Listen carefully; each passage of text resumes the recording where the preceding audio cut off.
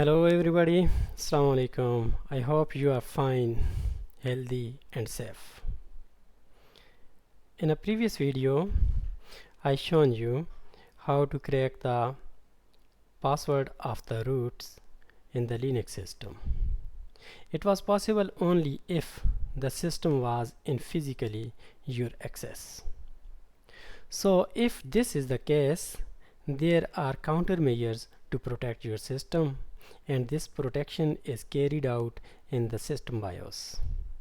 Right now you can see my system doesn't boot if I do not enter the password.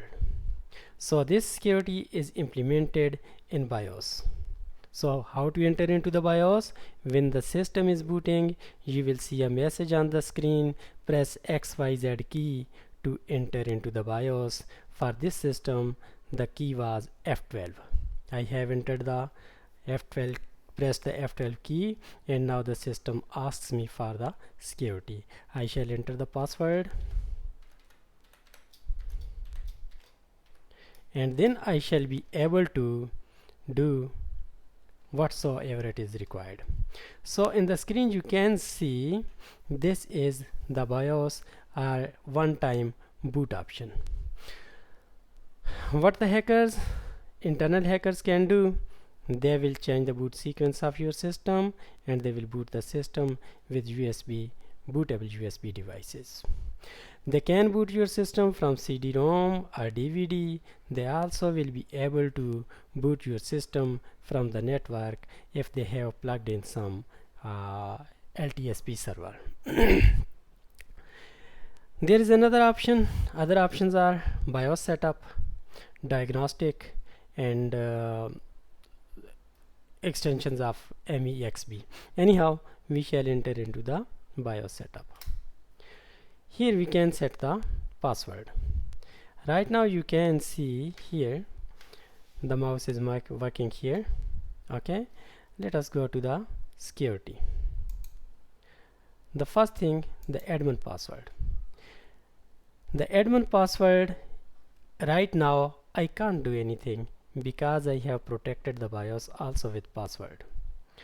Till the time I do not unlock it, nothing will be enabled. I am going to unlock it and entering the password, valid password.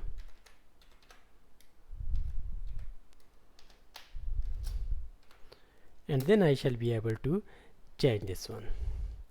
If I enter here the old password and leave the other fields empty, then the password will be disabled. And if you are setting the password, you are changing the password, enter here the old password and here the new password and confirm the password here. This will be your admin password.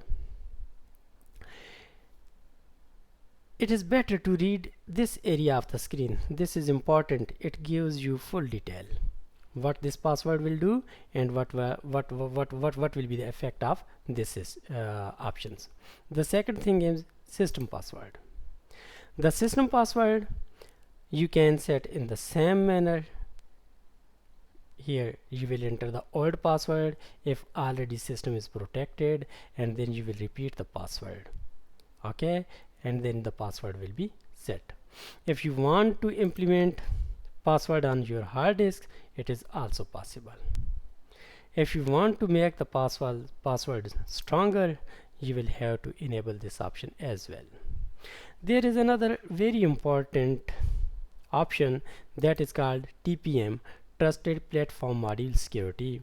If you want to enable this one, you can do, but I shall not advise right now because I shall not explain what the TPM is and what will be the effect of TPM on your system. Anyhow, I shall recommend you to set the admin password. I shall recommend the system password and also recommend the hard disk password. I am going to exit without changing, and if you have changed anything, then you will have to save the changes as well. Now you see, if my system is not protected, then simply I shall enter the F12 key and then I shall change whatsoever I want to change if the bootloader is protected. Inshallah, in next video I shall assume that right now you have implemented the BIOS security. Even after implementing the BIOS security, still there is a second level security. This security is protecting your grub bootloader. So if you implement both of these securities, yani the BIOS security and the grub bootloader security, physically your system will be protected. To some extent you can say it will be protected. Thank you very much for watching this video. I hope you will not only watch this video, you will implement the same thing on your system, but you must will have to take care. If you will forget the password, then you will be in trouble and maybe you will face some difficult time. Therefore, I shall recommend you to keep the things safe first and then implement the password and protect yourself.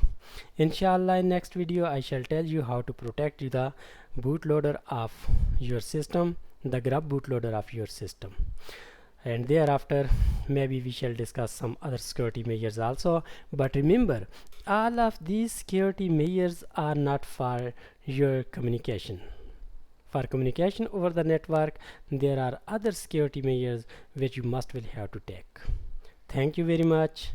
Please subscribe the channel. Do not hesitate to comments, and if you want further advice, want to discuss something, you can send me the message on WhatsApp or Facebook. I shall share the same video on the Facebook. I hope it will be beneficial for you. Thank you so much. Please do not forget to subscribe, share the channel with your friends, and also guide me to improve it. Thank you so much.